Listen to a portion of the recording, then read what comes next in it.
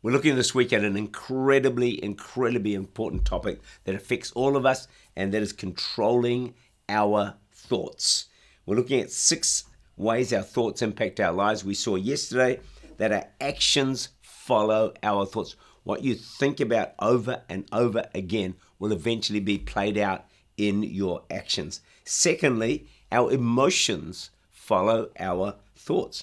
So you start, if you have this experience, you start thinking on the negatives on a person, and soon your emotions about them will be negative. You'll begin to dislike them, and then maybe not even treat them so well. All began with your thoughts. Your emotions follow your thoughts.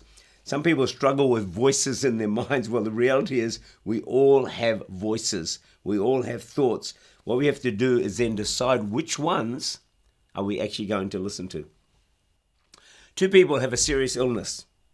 One becomes bitter and depressed, and the other an inspiring example of faith and hope. The sickness is the same. The difference is in their minds. Emotions follow our thoughts. If you're suffering a serious illness, someone gets very negative thought patterns. Why me? This is a disaster. I'll never recover. Bitter and depressed. Another person, same sickness, says, I'll get through this. God is with me. By stripes I'm healed. I'm more than a conqueror. And they come through, with a much more positive attitude, and the emotions stay strong and steady. The third thing is our thoughts determine whether we experience life and peace or whether we struggle. Romans 8 verse 6 says, for to be carnally minded is death, but to be spiritually minded is life and peace. So if we think right, if we think as God wants us to think, our lives will be filled with life and peace. If our thoughts are carnal and not pleasing to God, then we are going to struggle. To be carnally minded is death. A number of years ago, God allowed me to have this fantastic experience, and to experience the power of that verse. By God's grace, for a short period of time, maybe a week or 2, I was able to control my mind and my thoughts and be spiritually minded.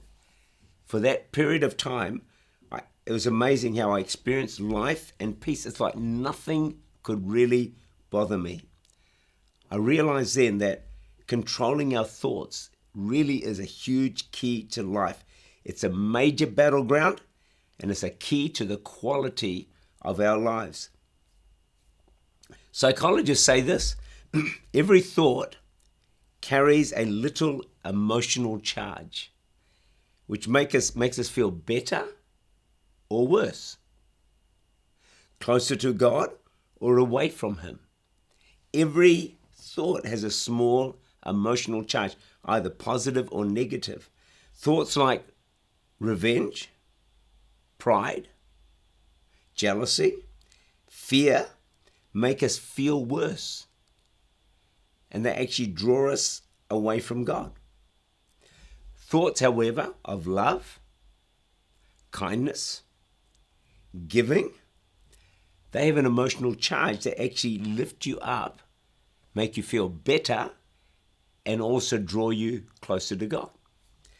They did an experiment, and interesting little experiment, but a powerful one. So they said this, people who completed the sentence, I'm glad I'm not, and 5 times they said, I'm glad I'm not this, I'm glad I'm not that, glad I'm not that. They ended up more happy than when they started. So then they got people to complete the sentence, I wish I were. I wish I were famous, I wish I were rich, I wish I, whatever, had more friends. When they repeated that 5 times, would you believe? They ended up feeling worse. So, a mind controlled by the Spirit leads to life. A mind that is shut off from God leads to death. Our emotions follow our thoughts, but also our thoughts determine whether we experience life and peace or whether we struggle.